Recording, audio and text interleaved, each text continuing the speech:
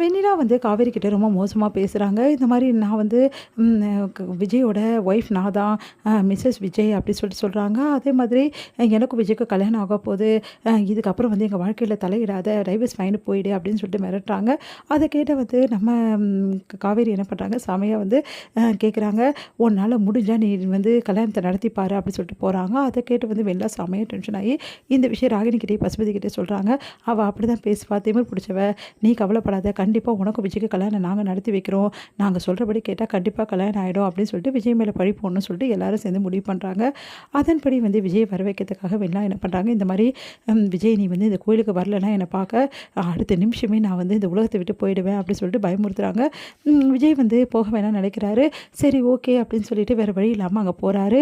அங்க போனா வந்து கல்யாணத்துக்கான ஏற்பாடு எல்லாமே பண்ணி வச்சிருக்காங்க. மீடியாவையும் வர வச்சுட்டாங்க. மீடியா கிட்ட வெண்ணிலா வந்து பேட்டி கொடுத்துட்டு இருக்காங்க. இந்த மாதிரி எனக்கும் விஜய்க்கு கல்யாணம் அப்படின்னு சொல்லிட்டு அதை கேட்டு வந்து விஜய் அதிர்ச்சி அடைகிறாரு. யாருக்கு கல்யாணம், இந்த கல்யாணத்துக்கு நான் ஒத்துக்கவே மாட்டேன். எவ்வளோ தைரியமாக இருந்தால் இந்த மாதிரி வேலையெல்லாம் பண்ணியிருப்பேன் வெண்ணிலா. சே நீ எல்லாம் ஒரு பொண்ணா அப்படி சொல்லிட்டு செம்ம டென்ஷன் ஆகிறாரு. அப்போ வந்து அவர்கிட்ட எல்லாருமே வந்து பேசிகிட்டு இருக்காங்க. கண்டிப்பாக கல்யாணம் பண்ணி தான் தீரணும் அப்படி சொல்லிட்டு பேசிகிட்டு இருக்காங்க. அப்போ வந்து என்ன பண்ணுறாரு, அவங்க சித்தப்பா வந்து சொல்கிறாரு, ஒரு வேளை வந்து இந்த கல்யாணத்துக்கு நீ வந்து சம்மதிக்கலைன்னா வெண்ணிலாவோட அப்பா அம்மா வந்து இந்த உலகத்தை விட்டு போகிறதுக்கு ஆக்சிடென்ட் பண்ணதுக்கு நீ தான் காரணம்னு சொல்லிட்டு நான் மீடியா முன்னாடியும் அதே மாதிரி வந்து அவங்க சொந்தக்காரங்க வெண்ணிலாவோட சொந்தக்காரங்க முன்னாடி சொல்லுவேன்.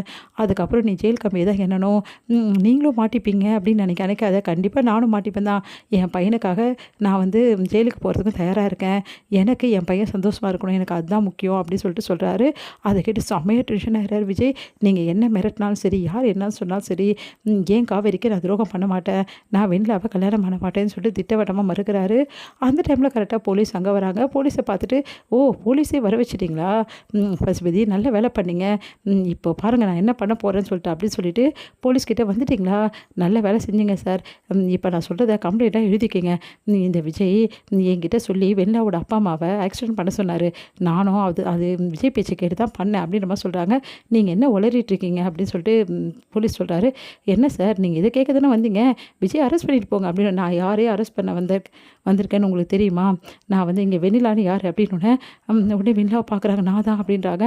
உங்களையும் அதே மாதிரி பசுபதி அப்புறமா ராகினி யார் அப்படின்னு சொல்லி கேட்குறாங்க. அதே மாதிரி அன்பரசோட பையன் எல்லாருமே அரெஸ்ட் பண்ண தான் வந்திருக்கேன் அப்படின்னு ஒன்று அதிர்ச்சி அடைகிறாங்க. நீங்கள் என்ன சொல்கிறீங்க அப்படின்னா, ஆமாங்க இங்கே வந்து கட்டாய கல்யாணம் நடக்குது, அதுவும் விஜய்க்கு கட்டாய கல்யாணம் நடக்குதுன்னு எங்களுக்கு கம்ப்ளைண்ட் வந்திருக்கு அப்படின்னா, விஜய் சார் உண்மையை சொல்லுங்கள், உங்களுக்கு உண்மையிலே கட்டாய கல்யாணம் நடக்குதா அப்படின்னா, ஆமாம் சார் இவங்க எல்லாரும் என்ன கல்யாணம் பண்ணிக்க சொல்லி இந்த வெண்ணிலாவை தொல்லை பண்ணுறாங்க அப்படின்னு.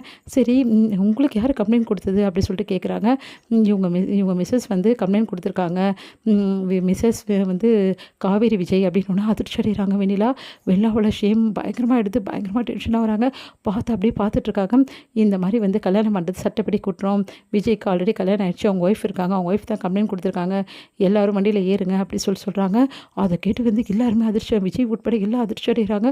உடனே வந்து சார் முதல்ல விஜய் அரெஸ்ட் பண்ணுங்க சார், விஜய் மேலே தான் வந்து நான் வந்து கம்ப்ளைண்ட் கொடுக்குறேனே அப்படின்னு. விஜய் வந்து செம்ம டென்ஷன் ஆகி சித்தப்பு ஓவராக பண்ணிட்டு வந்து அவ்வளோதான் அப்படின்ற சட்டையை பிடிச்சி, இந்த சண்டையெல்லாம் அப்புறம் பார்த்துக்கலாம், முதல்ல எல்லாரும் ஸ்டேஷனுக்கு வாங்க அப்படின்னு. உடனே எல்லாருமே வந்து அப்படியே அதிர்ச்சியாக பார்க்குறாங்க. வெண்ணிலாவுக்கு செம்ம வந்து அவமானமாக எடுத்து அப்படியே பார்த்துக்கிட்டே இருக்காங்க. அந்த காவேரி இப்படி பண்ணிட்டா பார்த்தியா, அவள் கரெக்டாக திருமூர்த்தனத்தை காட்டிட்டா அப்படின்னு. என் பொண்டாட்டி பார்த்தீங்கல்ல எல்லாரும் எப்படி அலற விட்டான்னு, என் பொண்டாட்டி பார்த்தீங்க எனக்கு தான் தெரியும், என்கிட்டேருந்து பொண்டாட்டி பிரிச்சிட முடியுமா உங்களால் அப்படி சொல்லிட்டு விஜய் சொல்கிறாரு. எல்லாருமே வேறு வழி இல்லாமல் ஸ்டேஷனுக்கு போகிறாங்க.